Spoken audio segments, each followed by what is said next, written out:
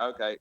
So I'll just say again that this is a conversation started last year, and I encourage the conversation to keep going. Point being that if you're studying, or if you're interested in the English, then you need to know about Barfield brought to the English to have a fuller picture. So the fact that you're doing that there where you are in the country is very powerful, and in a sense you're breaking new history. So well done in the room right there. What is original research? Now, Martin's always saying, he said this last year, said this, you want me to explain grandfather's philosophy? That's not my job. I'm trying to encourage other people to explain. So if there are academics in that room, maybe they should look at this instead of but in the meantime, all you've got is me, unfortunately. I apologize for that. So the question is much more of an of getting ideas passed around. So I'm happy to have questions. But just to get things going, I'd written down that there might be 3 questions that I might have a go at answering. And the first question that I put out there is, why is Owen Barfield sometimes known as Inklings? And you hinted at it. It's people who take their English studies seriously, who are going a little bit deeper, who know what they're talking about. They know that the name of Barfield is significant. And so he's a sort of philosopher that lies behind the philosopher, or provided a way of thinking, a way of knowing that is the underpinning of what the other better know that we're doing. But they all relate to, refer back to Owen Barfield. And if you understand Barfield's philosophy, then you can see that more clearly in the work of the English. You can relate back. So grandfather was also known as the first and last. First, because he was the first to publish an English book, and that was a fairy tale called The Silver Trumpet, and that was published in 1925. And the last, because his works are still being published, and he was the last in his own life to publish. He was the last to be alive as well. He died when he was 99 years old, and up until the end, he was in doing work, corresponding, writing pieces, just being in the world of life. So he was very much the first and last for the English, the philosopher of the group.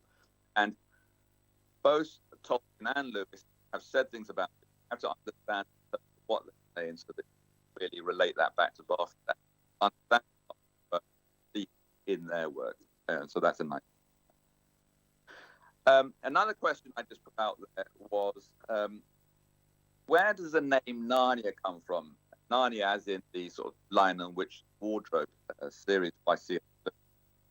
Now, that series, that book, The Lion and the Witch Wardrobe, which is the first of the series, was written for my aunt, Lucy Barfield. It was also dedicated to her with a very nice dedication. And C.S. Lewis, her godfather, was very keen on doing something for her. And so he thought, what can I do? I'll write a list. I'll write a book, a storytell for Lucy. So he does that for Lucy. And starting that off, he thinks, well, I've got the name Lucy, book for Lucy. Where do I go?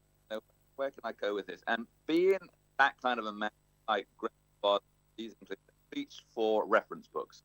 Their rooms and studies with their reference. Look up the name Lucy, the Book of Saints.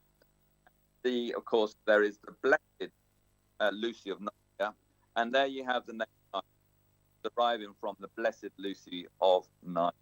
She was an Umbrian from the 16th century, but that's back to my aunt. And then another question was, why is Middle Earth the middle? Now, I suspect that in Tolkien studies, this question has been asked before. I don't know what the answer that's sort of given in Tolkien studies. But if I had to say why is it's just so core to grandfather's philosophy and also what Rudolf Steiner, the bringer of anthroposophy, brought. So anthroposophy teaches us through this kind of mystical fear that the world went through various evolutions, and through that you can detect consciousness, what grandfather's main is, and the evidence he found for that. But you can see through what Rudolf Steiner is telling us is that we are at a middle point in the world evolution. The world was different in the past, it's going to be different in the future, and we are in the middle point. Now, grandfather took that and he used the word the third. Grandfather's theme polarity, where there are two opposites, and wherever there's two opposites, there's that one. The third thing is that middle way, and the middle, in this sense, a Barfieldian sense, is another way of saying the Christ. So they're referring to the middle, they're referring to the Christ. So in terms of Barfieldian, the middle refers to where. And so Tolkien, having taken on this on board from grandfather, and remember that Tolkien met grandfather in 1926, introduced to him by C.S. Lewis in Oxford, and they went on long walks together. There's at least 2 documented walks they went on in the 30s, and they had encounters as well in Oxford, and grandfather lived on and off in Oxford. So they had plenty of time to explore. But the thing is that all this is difficult to explain in children's book, in literature, in a readership of Britain in the 1930s, 1940s. So neither Tolkien or Lewis could quite use direct as them like that. They kind of researched this fictional fact based on what anthroposophy brought them. Now, this is a theme that is very much underscored and really encourage people to look at.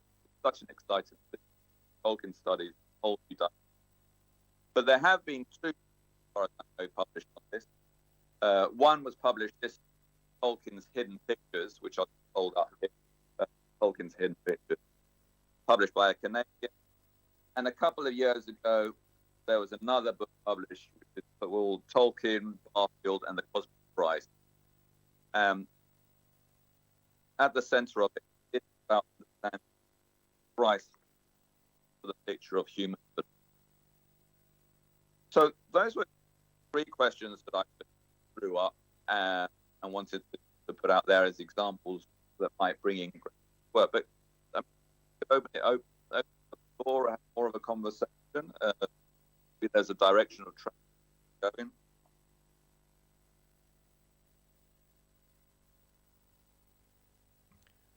So Owen, the connection is not all that good. It's your communication has been a little bit interrupted, and it's difficult sometimes to hear what you are saying because of the microphone, I gather. But perhaps if you could just repeat the last thing you said. And all right. The last thing I said about the question of Middle Earth, was that why is Middle Earth called Middle Earth, or the very last thing, which is maybe I could just ask. Yeah, the very last thing, and it got sort of interrupted again, I'm afraid. It's the last words. Well,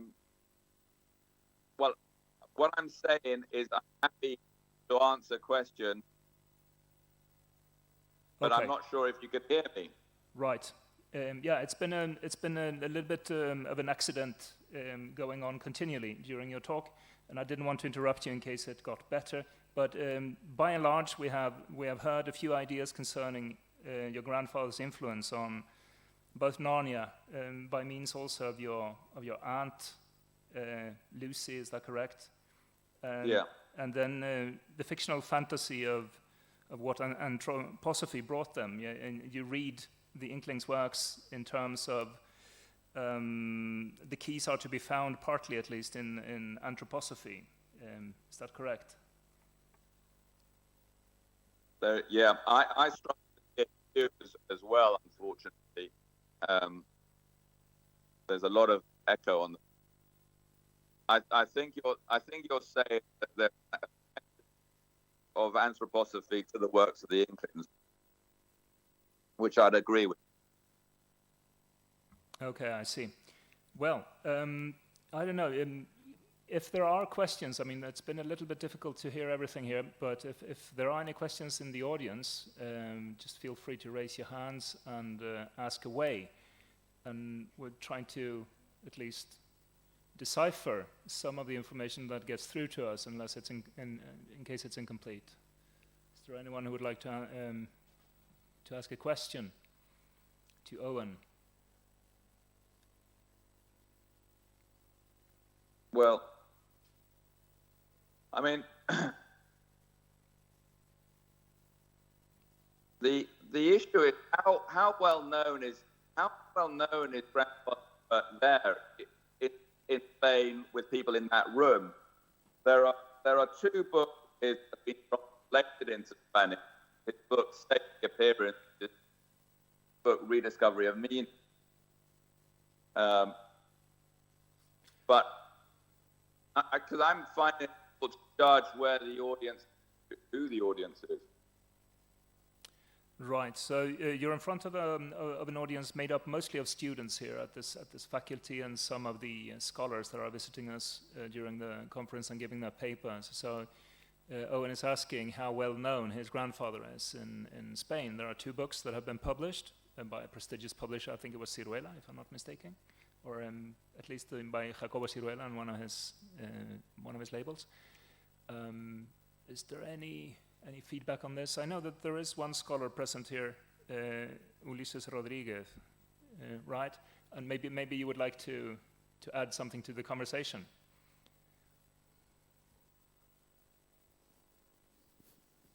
Hello. Hello. Okay. Hello, Owen. Can you hear me?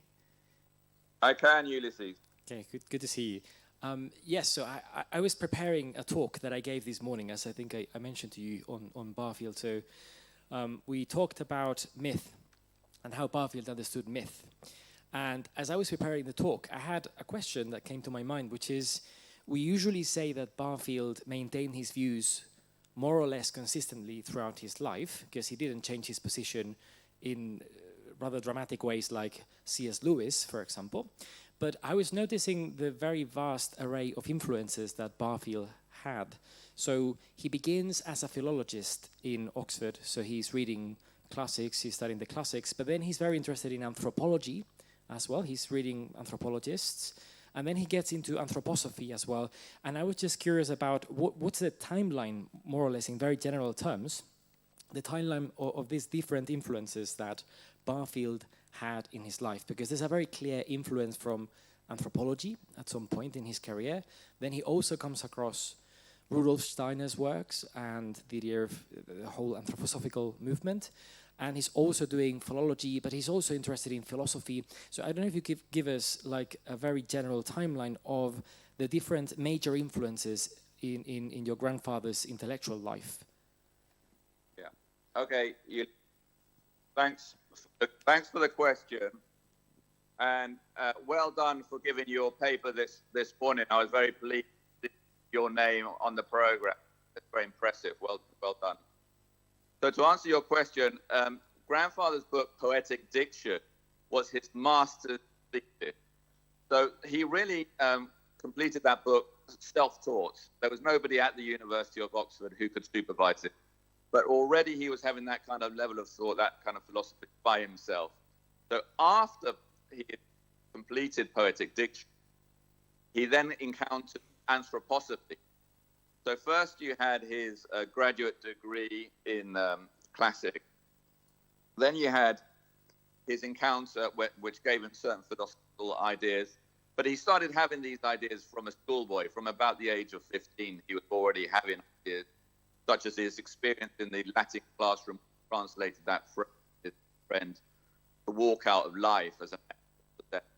So from that moment on, we could talk about more about how many were he was having developing his philosophy, which led to Poetic Diction.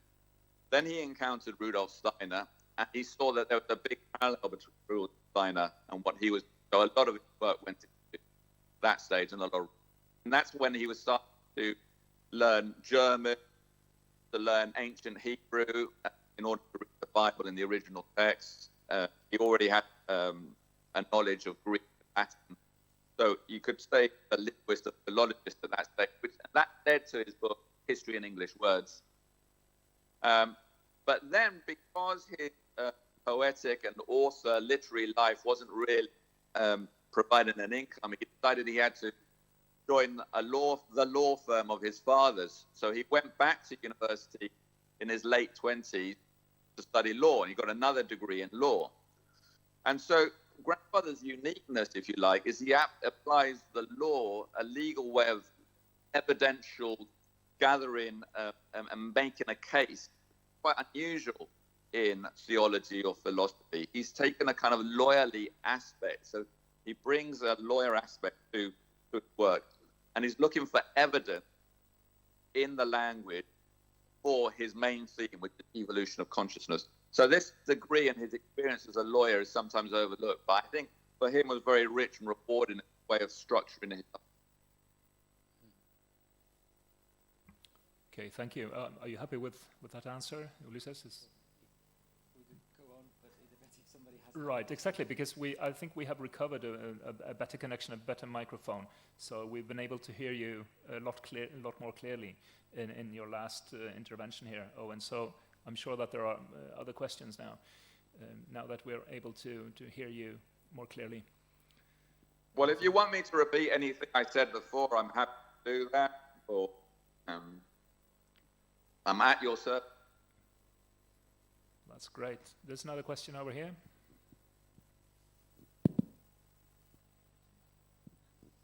Hello, how do you do? Sorry for my voice.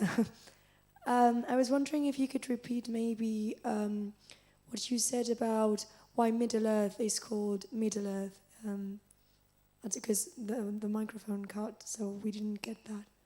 Thank you. Yeah, I didn't hear the question. The question is, the question here now is whether or not the microphones in this room are problematic. No, she was asking if you could repeat what you said about the inspirations for Middle Earth, the name or the concept, and how that was related to your grandfather's thinking. Yeah. Okay, fine. So I started by saying I don't know how common a question that is, but I assume somebody has already asked it in the past. But my way of understanding it is that the middle is a term which comes very much from philosophy, and grandfather's understanding philosophy. And grandfather would have explained this to his friends, to it, the encounters that they had. And so the idea from Rudolf Steiner, who's a seer and a mystic, is that the Earth currently is in a middle stage between what it was in the past and what it's going to be in the future. It goes through certain stages. So we're in the 5th post-Atlantean stage right now, for example. So he very much describes where we are, past Earth, future Earth. Now, grandfather would have taken this on, would have explained it, but it's a bit much for Tolkien to explain the whole picture. So he kind of reduces down what he's getting from grandfather in a simple way, and a simple word is middle. But also is a word that's very loaded in terms of Barfieldian philosophy. But Barfield works at polarity. It's a key concept in Barfieldian philosophy, as it was Coleridge. Coleridge, polarity was a very important theme. And when you have polarity, you have two opposites. But together, they create a third thing. And that third thing is the middle thing that's created between the two opposites. And that middle thing, our understanding is that's where you find the Christ. So when we're saying the word middle, we're often referring to Christ. The Christ field is the middle. Okay, so I think that became a little clearer. Yeah, the sources for this for the word and for the concept of Middle Earth, Earth being halfway through its own evolution somehow, and the idea of polarity and the idea of dualism being resolved somehow by being in the middle of two opposite extremes and which is the case in our own world and our own reality as it is according to these theories of Rudolf Steiner and filtrated through Owen Barfield, presumably to Tolkien then, during their walks and so on, because Owen Barfield, C.S. Lewis and Tolkien, they famously went on long walks through the English countryside in southwestern England, and they would have all sorts of conversations and discussions during those days that they were out hiking. This, for me at least, and if I may just ask you a little bit, what can you tell us about those hiking trips that they undertook, the three of them, C.S. Lewis, Tolkien and Owen Barfield, and how important were they for sharing their ideas quite beyond the rooms of C.S. Lewis at Magdalen College, in a different context, in the walking context, and being in touch with nature perhaps? I don't know, could you expand on this a little bit maybe? Yeah, sure. So this, it's an exercise they call walking and talking, walking and talking. And the key participants were three people. It was grandfather, C.S. Lewis, and grandfather's best friend, Cecil Harwood. So Cecil Harwood was grandfather's best friend, number one, his first friend. C.S. Lewis was his second friend. Used Lewis' first one. So this trio is a very important trio. Cecil Harwood and grandfather were the literary executives of Lewis. So no understanding of Lewis and Lewis's world is complete without understanding two friends, Cecil Harwood and Owen Barfield, together. Anyway, this group, they met about 4 times a year to go for an annual walk from their university days. They started at university, they met the first year.